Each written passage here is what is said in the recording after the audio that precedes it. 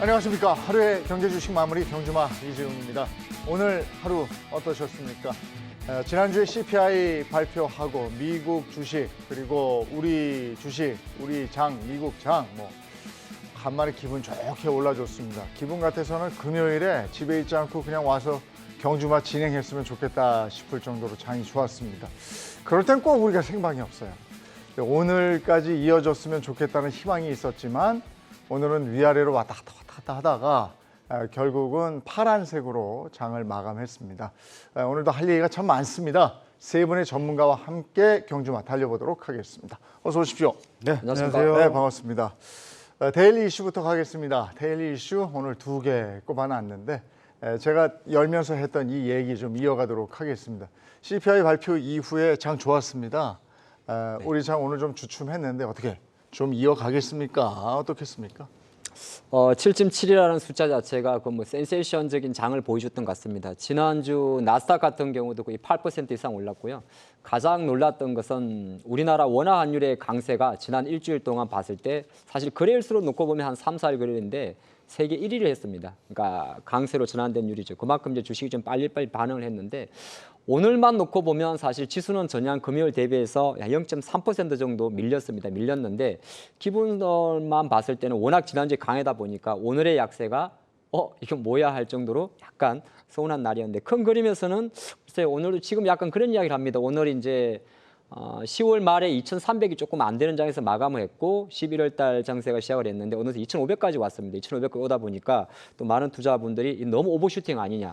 그래서 약간 그렇게 볼 수도 있는데 큰 힘은 역시나 지수보다 어디에 내가 투자 대상의 어떤 포커스를 맞추고 있냐에 따라서 투자분들의 좀 희비가 엇갈리는 그런 장이 계속되고 있다 보겠습니다. 비관론자들은 샴페인 너무 일찍 터뜨리는 거는 삼가해야죠. 우리 오랜 경험이 있지 않습니까? 이런 얘기 하던데 어떻게 보십니까? 네, 결국 주가에 대한 판단이 그 앞에 선행되는 게 금리에 대한 판단이고 금리에 대한 판단이 결국 물가에 대한 판단에 따른 것이라고 판단해 볼 수 있겠죠.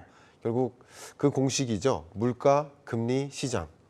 이 주식시장은 결국 이런 삼박자에 맞춰서 22년 내내 움직였다고 볼 수 있는데 이 CPI 발표의 의미를 좀 요약해 본다면 확실히 정점 찍었다라는 생각을 갖게 만드는 여러 가지 근거들이 있었는데 첫 번째가 이제 시장의 기대치보다도 낮았고요.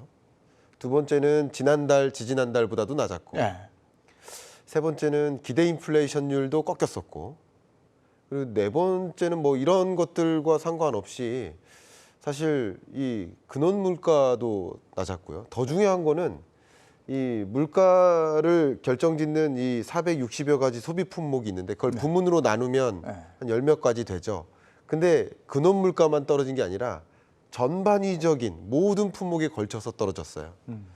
또 한 가지 마지막으로 이것만 말씀드리려면 한두 끝도 없지만 물가 상승률이 정점 찍고 내려오는 국면인데 예를 들어 9.1, 8.5, 8.3, 8.2 그 떨어지는 속도가 좀 주춤하다가 갑자기 크게 떨어졌죠. 그러니까 이런 것들은 소위 어떤 것들을 봐도 심리를 잡고 근원을 잡고 모든 것들이 물가 정점 찍었다라는 그런 확신과 함께 이제 금리 인상 속도 조절론에 상당한 무게를 받게 되는 거죠.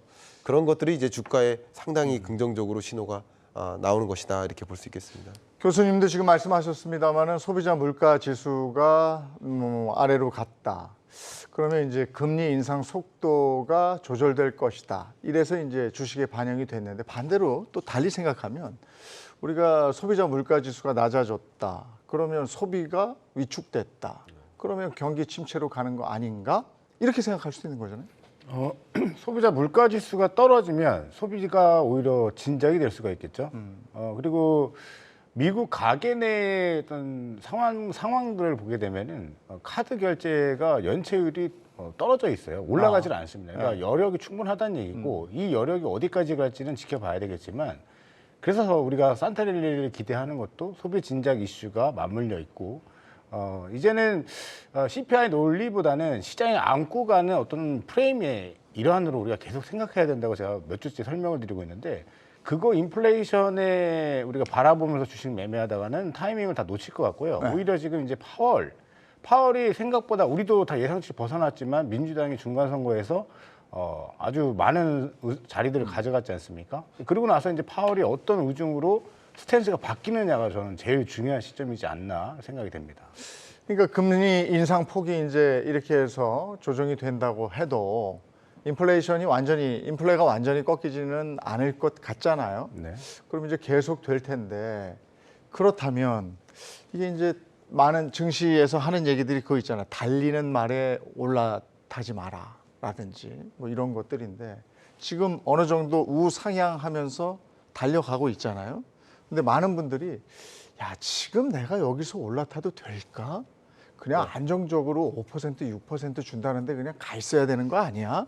이런 판단을 하게 되는데 자, 지금 상황에서 이걸 어떻게 생각하십니까? 이제 달리는 말은 사실은 배터리만 달려요. 배터리 달리고 최근에 이제 외국인하고 기관이 조금 다른데 외국인들은 거의 이제 쇼크보 종목들이 사실 변동성이 좋습니다. 뭐 지난주에 카카오 관련 기업들 많이 올라온 것처럼. 근데 기관들은 확실히 지금 놓고 보면 중국 관련 화학이라든지 이런 데 대한 매수가 되게 고운데 근데 제가 중국 관련해서 지금 화학주들 많이 최근에 주목받는 뭐 많이 올랐지 않습니까? 뭐 대한유화라든지 롯데케미칼 많이 올랐는데 가만히 공통결을 놓고 보면 그것도 또 배터리예요. 신소재 쪽으로 가는 거라서 그래서 우리가 보통 달리는 말이라고 하면 지수를 보고 지금 베팅을 하게 되면 조금 위험합니다. 위험하다는 게 어떻게 보게 되면 지수가 2,500이니까 내가 2,600포인트가 갈 거야. 그렇게 해서 뭐 무턱대고 삼성전자, 하이닉스 사게 되면 상승은 하겠지만은 떨어질 수가 있거든요.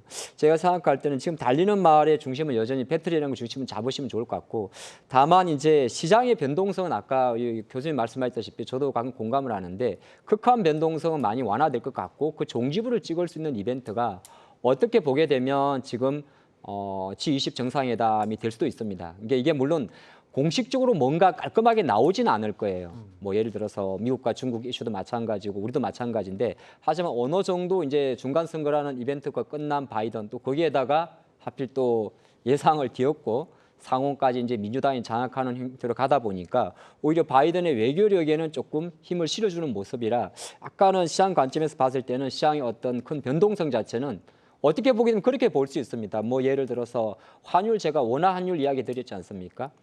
1,400원대 있던 환율이 거의 한 달 만에 1,300원대로 뚝 떨어졌거든요. 네.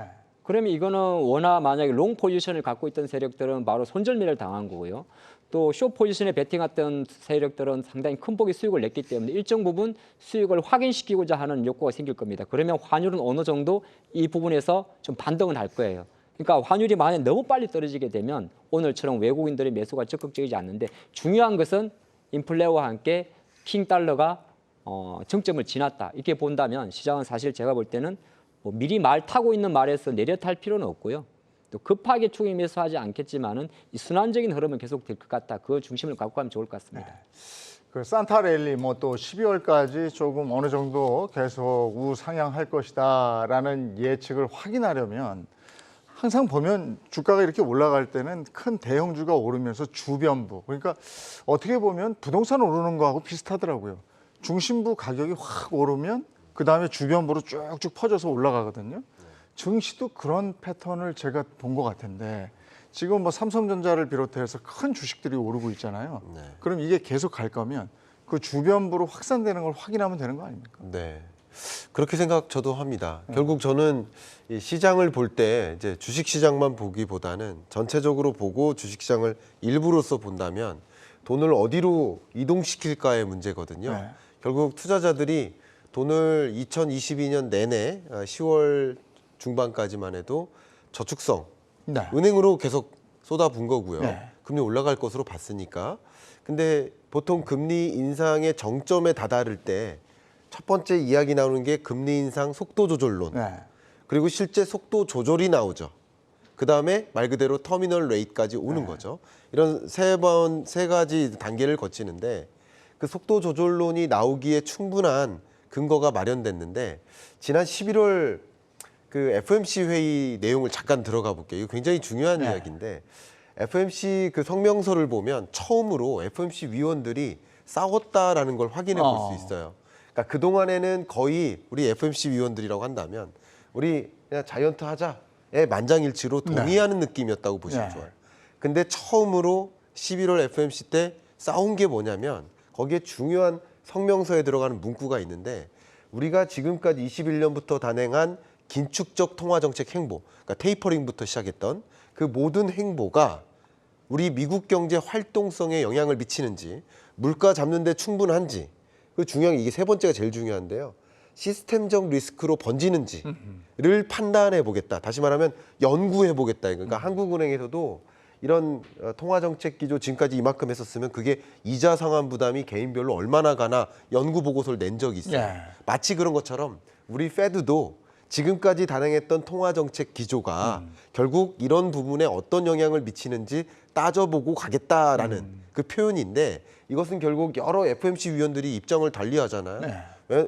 왜냐하면 주마다 처해 있는 입장이 다른 거예요.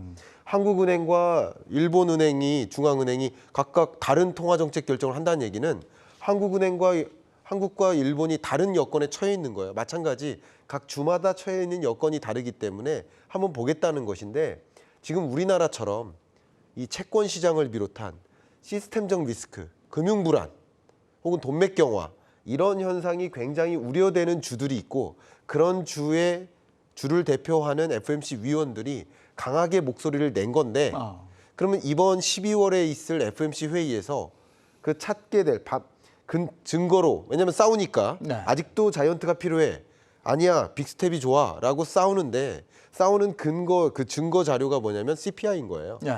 근데 그 CPI가 이쪽 자이언트를 주장하는 논리를 크게 떨어뜨리는 거죠. 결국 이 속도 조절론은 이렇게 디베이트하는 과정에서 나오고 실제 속도 조절이 12월에 있지 않을까 이렇게 판단을 하고 있어요. 그러니까 그런 것들이 반영된 주가인 거예요. 이제 더 이상 금리 인상이라는 소재는 이 주가에 영향을 미치지 않겠다라고 판단하시면, 선행성이니까 선행적으로 반영되니까 그렇게 판단하고 이제 저점은 통과했다. 그러나 제가 강조하고 싶은 게 주가가 굉장히 높은 수준으로 올라갈 거라고 보진 않습니다. 네. 그 정도는 역시 경기 침체 정도에 있겠다. 예. 이렇게 말씀 먼저 드리겠습니다. 그러니까 지금 이제 그 금리 인상을 속도 조절하겠다는 거지, 금리를 낮추겠다는 얘기는 저희도 뭐 계속해서 얘기했지만 그건 아닌 거니까. 네. 속도 조절까지 나왔으니까, 그리고 12월에 FOMC에서 분명히 속도 조절에 들어가서 0.5%포인트 정도 그것도 올리는 거니까 네. 올릴 것 같은 그런 느낌인데, 그렇다면 이제 다들 궁금해하는 것이 최종 금리는 몇이냐? 진짜 지난번처럼 뭐 4.75? 뭐 이런 거냐? 아니면 지금 얘기 들리기에는 그 금리 최종 금리의 컨센서스가 좀 바뀌고 있다, 이런 얘기를 들었기 때문에 네. 어떻게 보세요?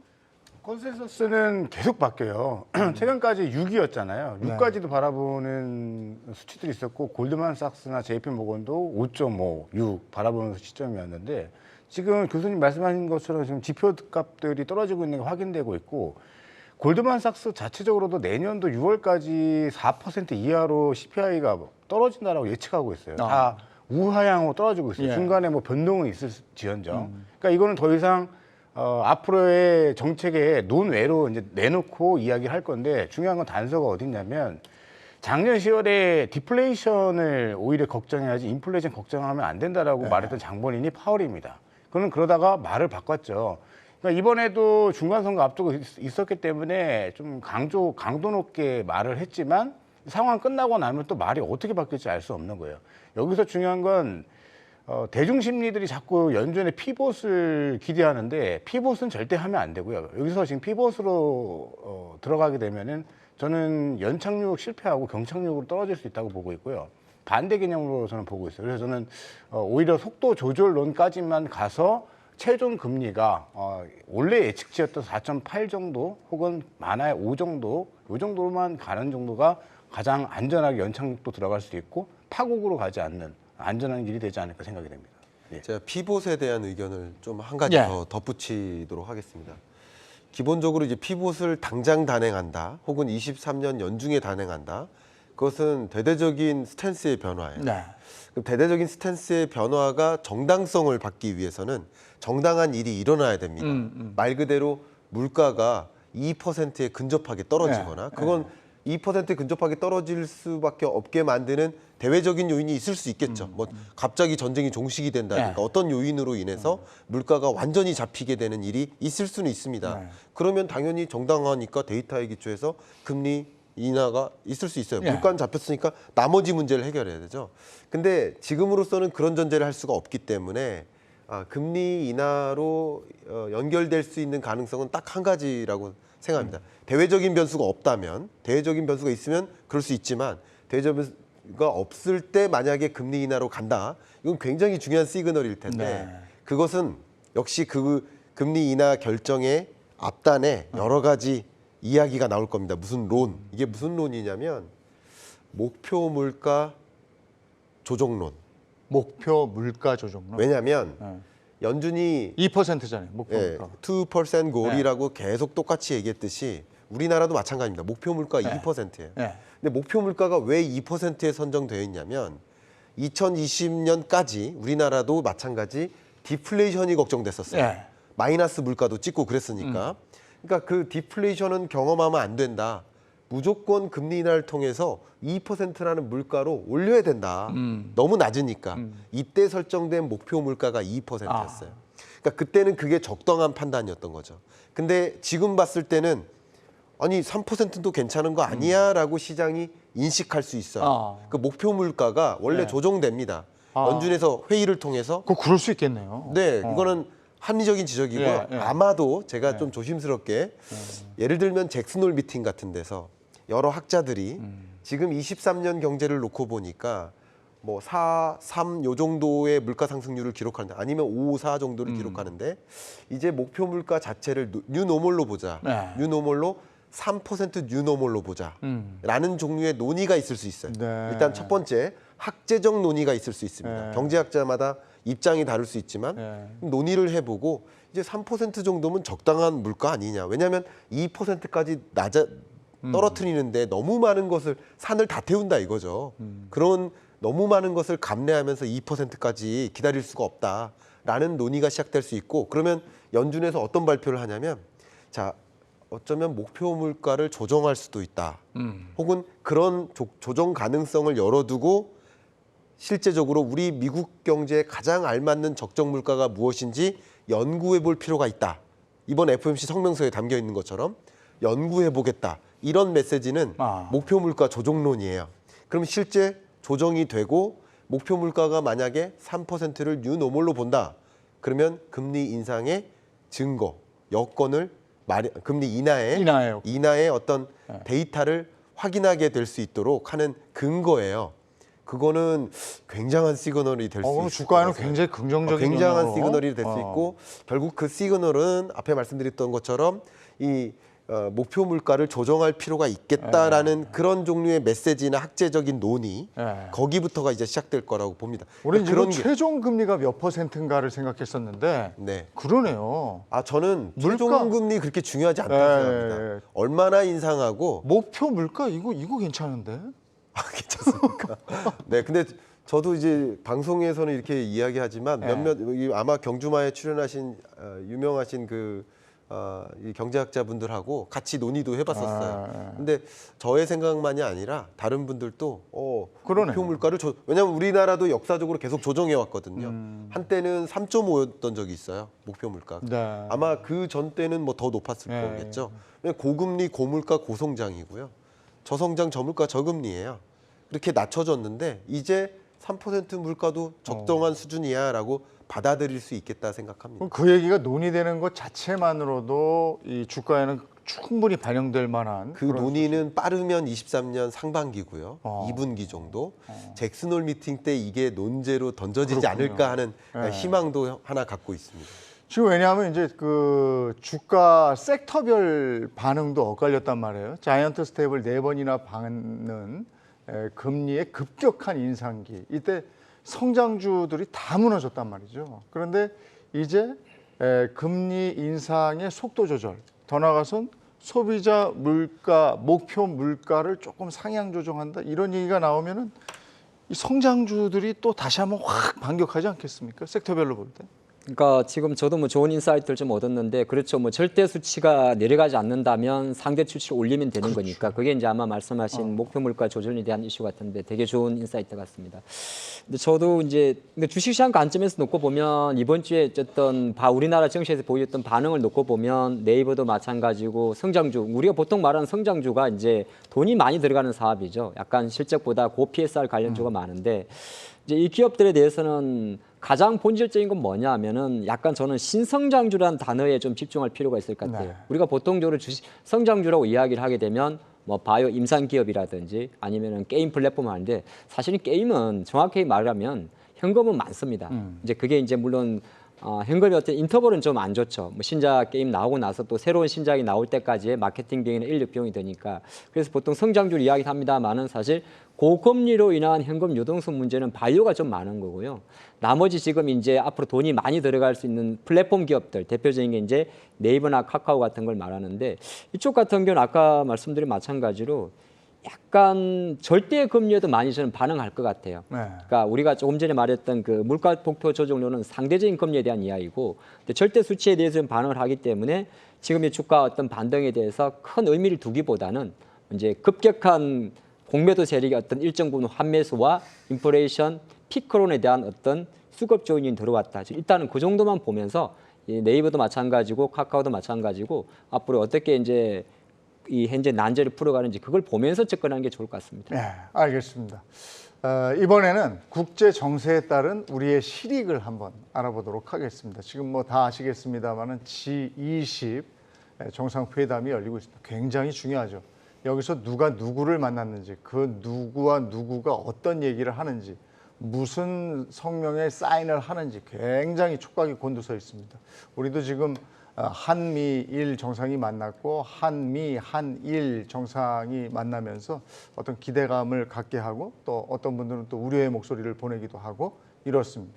당장 우리가 생각하는 것은 IRA, 이게 과연 그 심도 깊은 논의가 여기서 이루어질 수 있겠는가? 이게 왜냐하면 우리 기업들의 이익에, 우리 국가 이익에 큰 영향을 하기 때문에 어떻습니까? 네. 일단 심도 높은 회의를 진행할 거라고 생각하지는 않습니다. 다만 대세적으로 유예할 것인가, 연기할 것인가, 혹은 뭐 대상에서 제외할 것인가라는 그 대세적인 흐름에 뭐 동감을 하는 그런 액션을 취하지 않을까 생각이 되고요.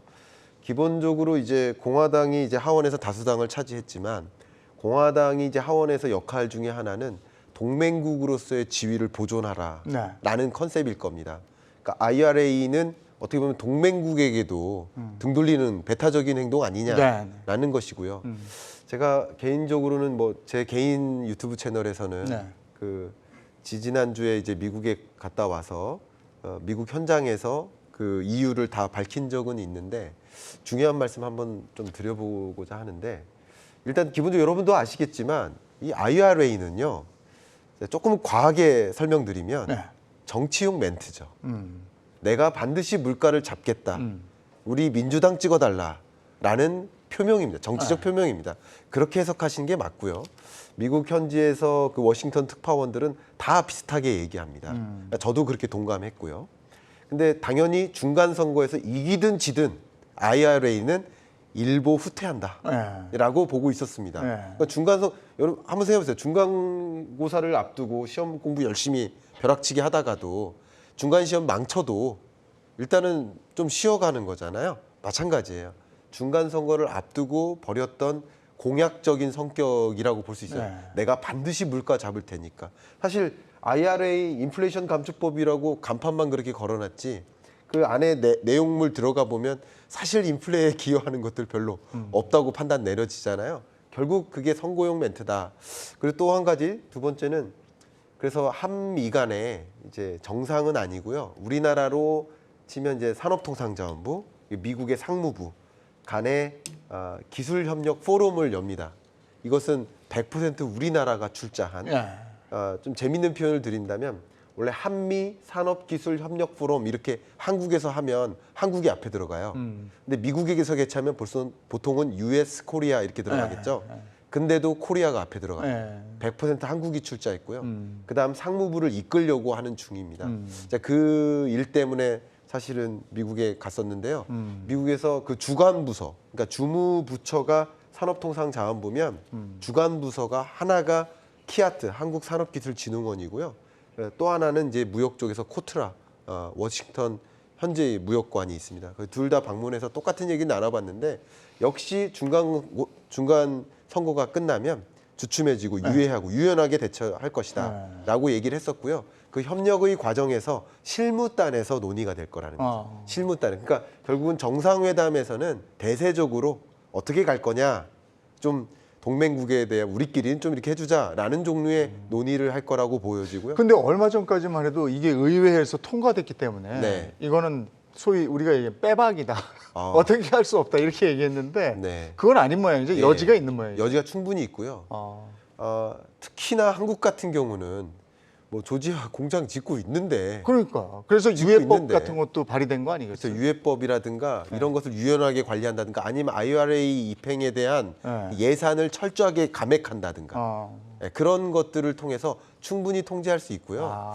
그리고 어쨌든 그 부분에 대해서는 유예하는 것이 공화당 입장에서는 동의하는 바이기 때문에 당연하잖아요. 당연히 민주당 법이니까 네. 동의하는 법이니까 바이든 입장에서는 당연히 그런 식으로 가져갈 수 있는 가능성이 있고 추가적인 이게 미중 패권 전쟁도 그렇고요. 미국 국민들이 워낙에 중국을 혐오하니까 비선호하니까 그러니까 그것을 정치적으로 이용한 것이라고 볼 수 있어요. 그러니까 중간 선거 앞두고 더 미중 패권 전쟁이 격에 달하는 거고 중간 선거가 끝나면 상대적으로 주춤해지는 겁니다.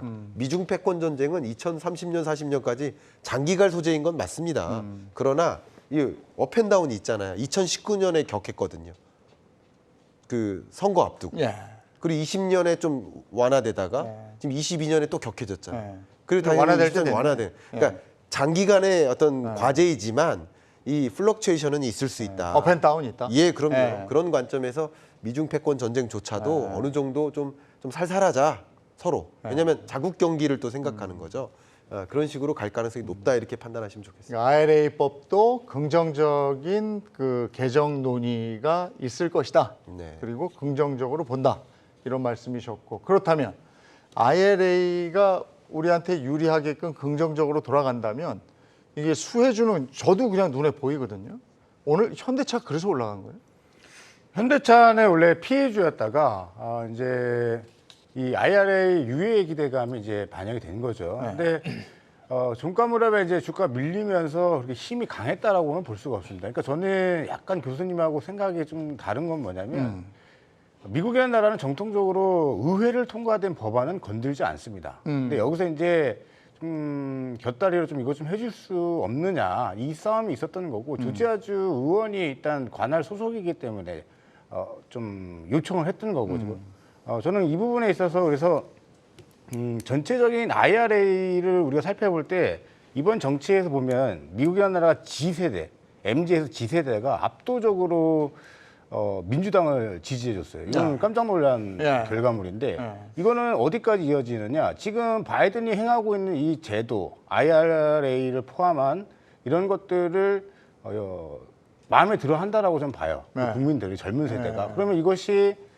대선까지 이어질 수 있다는 거죠. 굉장히 중요한 겁니다. 그래서 스탠스를 바꾸기보다는 더 힘을 강화해서 더 강하게 키우려고 했던 산업에 힘을 실어줄 가능성이 크고 그 힘이 표출 숫자로 좋아진 것이 보여주게 되면은 대선까지 바이든은 아마 다시 한번 도전을 할 거라고 좀 봅니다. 네. 네. 아니 제가 그렇게 보고 봐서 그런지 바이든이 자신감이 더 이렇게 있는 것 같아요. 뉴스에서 보면. 웃음이 많아졌습니다. 이번에 저 중간 선거 아직 아니 내가 했다 이거죠. 네. 이거를 G세대들이 그렇게 압도적인 표를 줬다는 건 더 힘을 실어주는 것이고 젊은 세대들이 내가 하려는 이것을 다 박수치고 있구나로 인식을 할 것 같고 이 분위기 2년 이어지면 재선하는 거죠. 이거. 근데 어쨌든 우리 한국이 미국에 그 정도로 많이 지난번에 바이든이 왔을 때 많이 얻어갔잖아요. 네네. 너무 얻어갔죠. 그러면 이런 부분에서는 이렇게 미세 조정은 좀 할 필요도 있고 해줄 그들도 수 느낄 있다고 건데 봐요. 네. 그렇게 간다면 그러면 이제 우리가 미국에다가 공장을 짓는 회사들이 있잖아요. 지금 아직 완공된 거 아니잖아요. 그런데 거는 괜찮을 것 같은데 우리가 그래서 담아봐도. IRA 관련해서 수혜라 그러면 배터리라고 하는 겁니다. 네, 지금 보게 자동차도 되면 있잖아요. 네, 자동차는 아까 말씀하신 대로 사실은 아직 시간도 좀 있고요. 네. 왜냐하면 자동차는 현대차가 아무리 빨리 그 조기 착공을 하고 한다고 해도 실제적으로는 시기를 당길 수는 없거든요. 그렇죠. 3년 걸린다. 자동차 생산하는 것 자체를 그런데 자동차하고 나오기 전에 배터리 증설 같은 경우 먼저 들어갑니다. 네, 오늘 저 시장에서 삼성 SDI가 이제 미국의 GM과 함께 합작 법인을 설립한다. 그러니까 이게 법이란 게 어떻게 보게 되면 한 번만 뭐 제가 법을 전문하지는 않았습니다만 법에는 항상 함정도 있지만은 또 안에 기회도 있는 거거든요. 그러니까 미국에서 생산된 전기차 배터리에 대해서만 세제 혜택을 준다. 그러면 한국 기업과 미국 기업이 합자해서 지분을 50대 50으로 투자하게 되면 이게 한국 기업이야 미국 기업이 애매해지는 거잖아요. 네. 그러다 보니까 LG가 포스코가 전부 다 GM과 합작부인을 설립하고 이제 삼성 SDI마저 제네럴 모터스와 합작을 해버리게 되면 오히려 배터리 업체들은 사실 배터리의 소재가 대부분이 중국산입니다. 우리나라가 한 절반 이상이 중국에 의존하고 있는데 그거 자체에 대한 어떤 출처 분명도 모호해지니까 일단 IRA 법안이 저는 사실 저도 뭐 약간 선거라는 생각을 많이 하고 있기 때문에 뭐 더 세지게 하겠냐마는 그런 관점에서는 자동차주가 여기서 수혜를 봐서 유예가 돼서 갑자기 수혜를 보는 그 강도보다는 오히려 배터리주에 대한 강제적 강도가 훨씬 커지 않을까 그렇게 보고 있습니다. 자, 그러면 요거 하나만. 배터리가 또 수혜주가 되는 건데 아까 제가 잠깐 얘기한 달리는 말이 올라타는 거. 배터리야말로 그런 거잖아요. 네. 그러면 우리 투자자 입장에서 그 달리는 말에 지금 올라타도 괜찮은지 그거 한마디만 듣고 오늘 주제로 넘어가겠습니다. 네. 네. 배터리밖에 없어요. 담아라. 그냥 네, 올라타라. 뭐 이제 약간 이제 시기라든지 변동성은 있지만은. 알겠습니다. 자, 여기까지 데일리 이슈 함께 하셨습니다.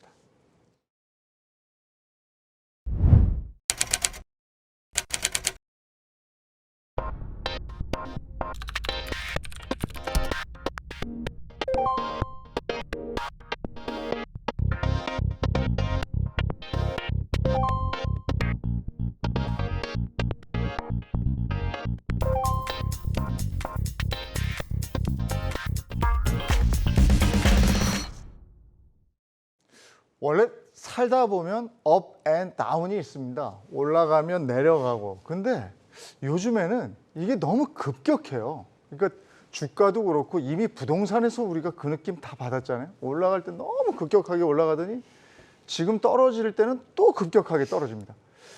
지금 무슨 얘기 하려고 하냐면요. 강달러요. 무시무시했죠.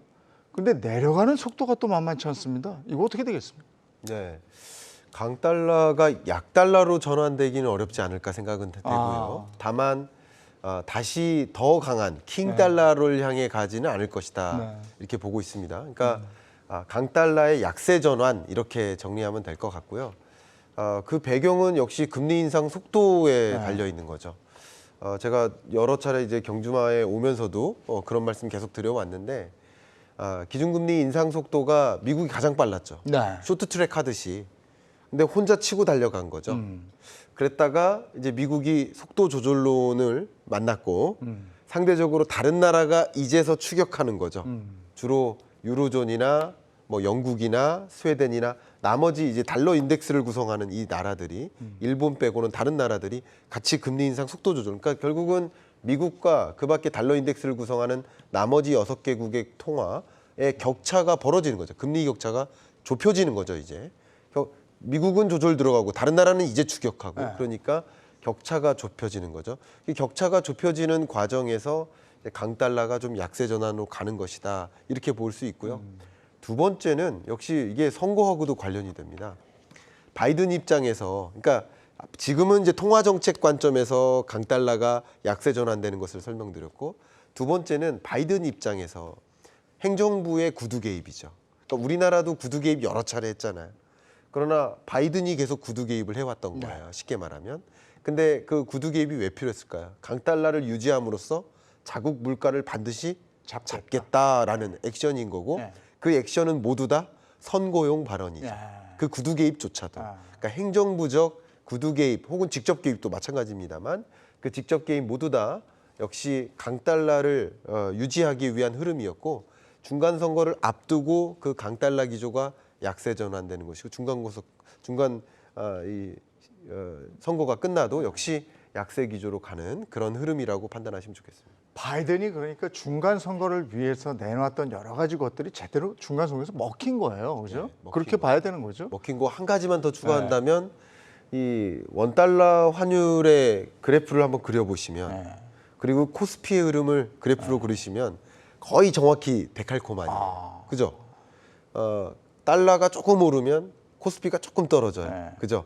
거의 데칼코마니로 움직입니다. 금리까지 같이. 예, 금리론 같이요. 금리까지 같이. 그래서 이제 여러분들이 아까 제가 말씀드렸듯이 주가의 저점으로부터 회복되는 국면, 역시 원달러 환율이 고점 찍고 좀 떨어지는 국면, 그렇다고 급격하게 약달러로 전환되기보다는 조금 지지부진하지만 그런 강한 달러 기조가 조금 약화되는 이런 흐름. 코스피도 역시 저점 찍고 반등은 하지만 강하게 이렇게 코스피가 움직이는 흐름은 좀 기대하기 어려운 그런 국면이라고 여러분 생각하시면 좀 도움이 되지 않을까 생각합니다. 그런 이런 국면에서 제가 이제 생각은 강달러 시기에 피해를 봤던 주식을 좀 담으면 되는 거 아니야? 해서 쳐다봤더니 거의 대부분이에요. 그래서 이게 뭘 해야 되나 싶기도 한데 일단 단순하게는 그렇게 생각하면 되는 거죠. 강달러 때 피해를 많이 봤던 섹터를 지금은 이제 강달러가 조금 해소가 된다면 이게 피해가 아니고 이제는 좀 올라가는 그런 섹터가 되지 않겠습니까? 그거보다는 일단 저는 낙폭 과대주라고 표현하는 게 나을 것 낙폭 같아요. 과대주. 너무 많이 다들 빠졌기 때문에 그렇다고 해서 뭐 강달러일 때 채산속 문제, 그러니까 환율이 1,200원대 소폭 그 정도 1,250원, 많아야 80원 유지됐을 때 이익이 커지는 것이지 무조건 환율이 높았기 때문에 수출 기업들이 좋았다라고는 볼 수 없는 부분이 있어요. 반대로 지금 환율이 만약에 우리가 전제로 깐다면 더 이상 급등이 없고 계속 환율이 내려간다 그러면 지금 우리가 그런 접근 방식이 맞을 것도 같지만 저는 그거보다는 시장에 놓여 있는 거, 금리 인상 때문에 성장주가 많이 빠진다, 성장할 수 없다의 반대 개념으로 낙폭 과대한 종목들 중에 성장주들은 환율과 관계없이 수급이 들어오고 있다. 지금 수급이 다 답을 해주고 있어요. 지금 오늘도 크게 들어오진 않았지만 나가지도 않았고요. 또 환율이 최고가에 있을 때부터 저점 매수 들어왔습니다. 따라서 외국인들 입장에서 환율이 1,400원대였다고 해가지고 투자 메릿을 느껴서 저점 매수 들어온 거 절대 아니에요. 대중 심리와 반대로 가고 있단 말이죠. 그리고 환율 얘기를 조금 더 해드리면 공화당이 우세할 거야. 그래서 돈을 보수적으로 쓰기 때문에 국채 수익률을 잡아줄 거야. 그래서 금리가 떨어질 거야. 이 논리였거든요. 그러면 1,400원 이하가 떨어졌단 말이에요. 설설 떨어지다가 CPI 지수가 갑자기 예상치보다 팍 떨어지니까 그 수치만큼 팍 떨어진 거죠. 이거 일시적인 거고 다시 반등이 일정 부분 나올 거라고 봐요. 여기서부터가 이제 환율로 주식을 접근할 때 필요한 전제 조건이 될 것 같습니다. 어쨌든 그 강달러 기조가 조금 하락세인 국면에서 외인들이 들어온 거잖아요. 우리 주가에 그렇게 반영이 되잖아요. 그러면은 어느 정도 한 1,300원 선 초반 이 정도 유지하면 외인들이 계속 들어오겠죠. 이게 영향이 있으니까. 근데 뭐 아까 큰 그림에서는 외국인 환율과 우리나라 코스피가 데칼코마니 맞는데요. 이 미세 조정에서는 항상 그렇진 또 않을 수도 있습니다. 왜 그러냐면 저는 이번 주 장을 보면서 내가 외국인이라면 주식을 별로 안 살 것 같아요. 갑자기 왜 이런 이야기를 드렸냐면 그러니까 너무 빨리 떨어졌어요. 아까 말씀하신 대로 물론 큰 그림에서는 좋은 겁니다. 그래서 아마 달러가 너무 빨리 떨어졌다. 네, 예를 들어서 뭐 다시 막 연말까지 어지간해서 선거도 끝났기 때문에 1,400원 이상으로 갈 것 같지도 않고 하지만 다른 한편으로 오늘도 좀 봤는데 외국인 입장이 이제 삼성전자 하이닉스 딱 멈춰버립니다. 왜냐하면 우리가 그런 이야기를 했었거든요. 상반기 정시를 봤을 때 달러가 안정화되면 제일 먼저 들어올 섹터가 외국인이라면 그러니까 상반기에 킹달러 때문에 가장 많이 판 섹터가 삼성전자 하이닉스였습니다. 근데 그게 뭐 네이버 카카오도 있었지만은 근데 이번에 이제 물가지표 발표되고 어느 정도 킹달러가 주춤하면서 가장 또 빨리 들어온 게 그쪽이다는데 중요한 것은 외국인들 매수 자체는 사실 단순하게 환율만 보고 나왔다 들어갔다 하는 건 아니거든요.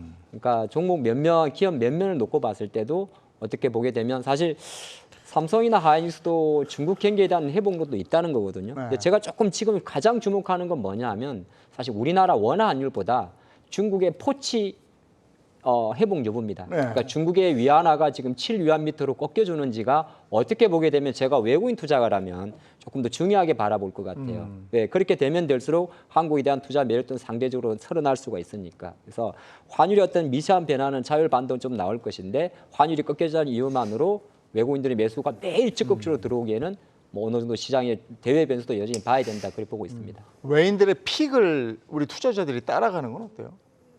아, 지금 상황에서. 지금요? 지금은 기관이 좀 빠릅니다. 아까 우리 이정민 본부장님 기관이 말씀을- 빠르다. 네. 우리 기관들. 네, 왜냐하면 외국인들이 사는 종목은 지금 어떻게 보기에는 선택을 잘하면 지난주 뭐 카카오뱅크 쇼커브 나오는 것처럼 할 수 있습니다만은 약간 기관들의 매매가 지금 많이 빠진 종목 중에서 뭐 이제 뭐 중국 관련이라도 이런 쪽으로 들어오기 때문에 네. 오히려 이제 연말장생 기관이 조금 나을 수 있을 것 같습니다. 예.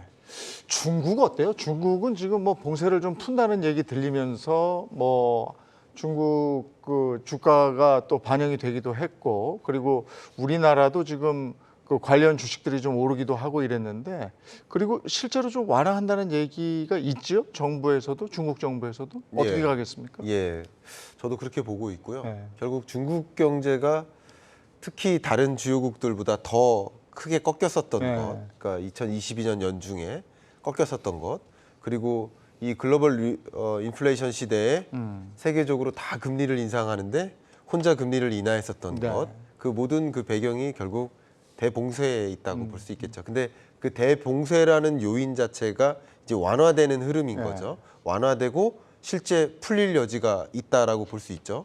그렇게 보기 때문에 중국 경기는 어쨌든 저점을 찍고 네. 경기라는 측면에서 네. 제자리로 돌아가는 흐름으로 보고 있고요.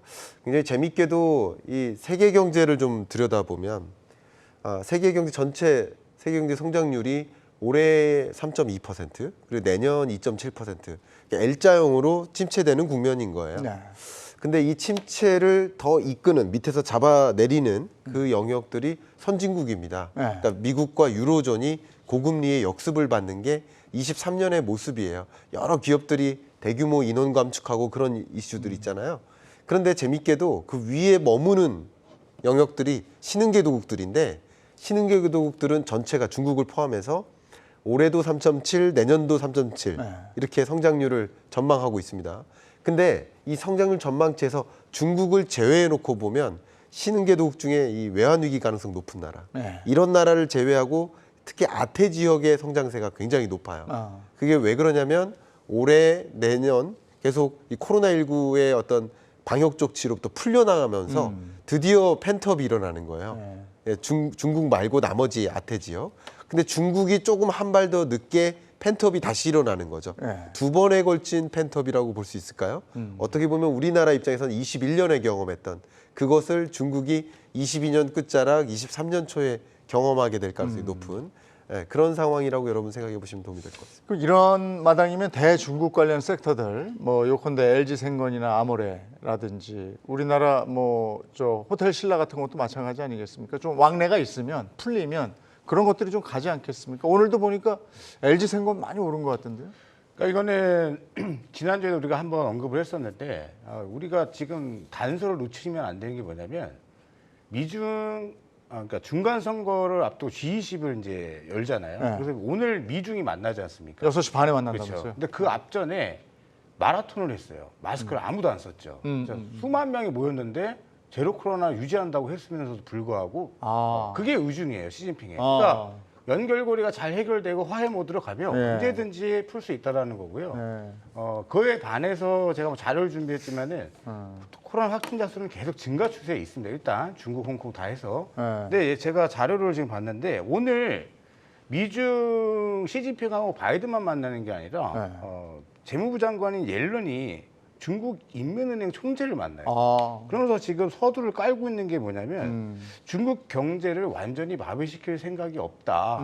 대화로 풀 생각이 있다는 얘기죠. 네. 그러니까 우리가 예측치로 어떤 좋은 제스처, 화해 모드만 땅 하고 쳐주면 중국 증시 아무리 봐도 바닥이라고 우리 저기 미팅할 때 말씀을 하셨는데 빠져도 너무 많이 빠졌고 이제 한 번쯤은 올라갈 타이밍이 이제 지금이 아닌가. 네. 중국 증시 관련주들 물려가지고 좀 고생했던 건데 이제 좀 올라와서 숨통 좀 트이실 텐데 네. 이거 팔고 딴 거 사다가 판 종목 날라갑니다. 지금 포지션 유지하시는 게 더 좋지 네. 않겠는가 생각했습니다. 그리고 보면 그 사람들이 여유가 생겼어요. 네네. 그러니까 뭔가 좀 목표 한 발을 이루게 되면 아무래도 여유가 생기잖아요, 우리도. 네네. 근데 바이든하고 시진핑도 마찬가지인 것 같더라고요. 그러니까 중간 선거 어느 정도 해놨지 3연임 뭐 저희가 보기엔 그렇게 큰 무리 없이 그냥 예정대로 됐지 이러니까 이 두 사람이 여유를 가지고 좀 회의를 할 수 있는 그런 분위기가 된 것도 같습니다.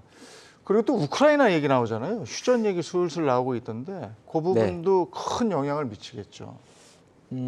아무래도 G20 정상회담에서 표면적이진 않겠지만은 간접적으로 많이 중재안에 좀 합의를 할 것 같습니다. 그래서 오늘 저도 이제 과연 미중 정상회담의 결과가 언론 릴리스가 어느 정도까지 나올지 우리가 지켜봐야겠습니다만 대부분 아까 말씀하셨다시피 정상의 만남은 보통 원론적이고 개괄적인 이야기만 나오다 보니까 구체적으로는 알 수는 없는데 뭐 이 자리에 아마 푸틴이 참석할 리는 없는 거고요. 예, 우크라이나 쪽에서도 화상 이야기가 좀 나왔었는데 일단은 미국도 마찬가지고 독일도 마찬가지고 주요 국가들은 제2의 마샬 플랜을 준비를 하고 있어요. 준비를 하고 있고 이제 아마 저는 그렇게 봅니다. 이게 전쟁 이런 것 자체는 뭐고 글로벌 국가들의 이해관계가 좀 맞물리지 않습니까? 만약에 미국이나 두변 국가들이 미국, 중국도 마찬가지고 조금 더 러시아와 우크라이나 전쟁에서 자기들 이익이 많다면 뭐 원론적인 수준에 거칠 거고 이점에서 이제 만약에 뭐 마셜 플랜이라는 명목으로 관련해서 재건 사업에 대한 어떤 이슈가 진행된다면 어느 정도 이제 풀어주는 그림이 될 것 같은데 이거는 사실 시장 관점에서 국내에서 너무 우후죽순 움직였던 재건 관련 기업주들은 약간은 지금 장의 변동성 측면에서는 조금 조심하는 게 좋을 것 같고 큰 그림에서는 사실 이거는 저는 그렇게 봅니다. 이거는 푸틴의 결정이 더 중요할 것 같다는 생각도 하고 있기 때문에 사실 주변국에서 아무리 뭐 이렇게 화해 무드로 간다고 하더라도 두 국가의 뭐 그런 이슈가 해결되지 않는다면 뭐 일시적 휴전으로밖에 갈 수밖에 없기 때문에 그리 봐야 될 것 같습니다. 근데 미국 재무부의 옐런이 뭐 전쟁이 끝나더라도 러시아에 대한 제재는 풀지 않겠다라는 취지의 발언을 했기 때문에 또 이 부분도 또 주목해 봐야 될 것 같고 오늘 저 교수님 오랜만에 나와주셨으니까 네. 교수님은 이제 그 우리 올해 2022년 말쯤에 증시 바닥에 대한 얘기 지난번에 나오셨을 때도 해주셨고 네네. 2023년을 썩 밝게 보진 않으세요. 네. 그 부분에 대한 얘기를 들으면서 오늘 좀 마무리를 해야 될 것 같습니다. 네, 23년 경제는 좀 안타깝게도 좀 본격적인 침체 국면으로 접어들지 않을까. 이미 침체 아니었어? 이런 말씀 하시는데 야, 이미 침체 아니었습니다. 좀 어렵다 말씀하시지만 사실 22년은 둔화죠. 이게 제가 다른 말장난하는 것이 아니라 하강 국면에서 플러스에서 제로를 향할 때 이걸 둔화라고 하고요. 제로에서 마이너스로 떨어지는 걸 이제 침체라고 표현하는데 22년은 안타깝게도 아직까지는 둔화였고 23년이 좀 본격적인 침체인데 그 침체의 개연성은 채권 시장으로부터 옵니다. 기업들이 채권을 발행해도 자금을 마련 못해요. 지금 그렇잖아요. 예, 자금 마련 못합니다. 아무리 높은 금리로 채권을 발행해도 그러면 그 다음 수순이 뭘까요? 많은 기업들을 제가 많이 만나지만 그 기업들이 하고 있는 이 경영 전략 회의 때 사업 영역을 정리하자예요. 채권 금리보다도 안 되는 수익성의 사업 부분을 정리해 나갑니다. 이런 것들이 경기 침체의 수순이에요. 그래서 몇몇 기업들이 구조조정하고 그런 과정에서 고용 인력도 줄어들고 이게 경기 침체의 수순인데 그런 면에서 제가 끝이니까 이 말씀을 드린다면 이제 금리라는 것을 봤을 때 이제 다 선반영되고 저점을 형성하고 이제 저점에서 반등세는 이어질 것이다. 그러나 23년 앞에 남아 있는 게 경기 침체이기 때문에 이제 반등세가 뚜렷하진 않을 것이다. 그렇기 때문에 더 종목이 중요하다. 왜? 그러냐면 20년, 21년은 사실 종목이 중요한 시대가 아니었어요.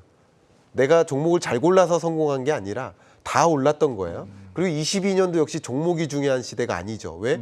다 떨어졌으니까. 어떤 종목과 무관하게. 근데 23년은 정말 종목이 중요한 투자 관점에서. 그래서 경기 침체라는 것하고 앞에 환율의 좀 약세화 요것과 같이 맞물려서 생각한다면 좀 비탄력적인 소비재. 그러니까 경기 침체가 와도 소비 규모를 줄이지 않는 영역. 식료품. 이런 결국은 실적 필수 자재. 그렇죠. 그래서 필수 소비재를 말씀드리고요. 필수 소비재 같은 경우는 경기와 무관한 우리 경기 안 좋다고 쌀을 덜 먹진 않잖아요. 그렇죠. 경기 좋다고 쌀 더 먹진 않아요. 이렇게 경기와 무관하게 계속 실적이 받침이 될 만한 그런 섹터를 좀 생각해 보시면서 경기 침체 장에 걸맞는 투자 의사결정 하시면 어떨까 의견을 드리고 싶습니다. 그야말로 2023년에는 옥석 가리기가 필요하다 이런 말씀이신데 저희 경주마가 힘이 돼 드리도록 하겠습니다. 그렇지만 그럼에도 불구하고 저는 이번 연말 산타 랠리를 한번 기대해 보도록 하겠습니다. 같이 좀 기운 냈으면 하는 바람이 강합니다. 자, 다음 내일 증시 끝나고 마무리하면서 또 분석해 보도록 하겠습니다. 내일 뵙겠습니다. 고맙습니다.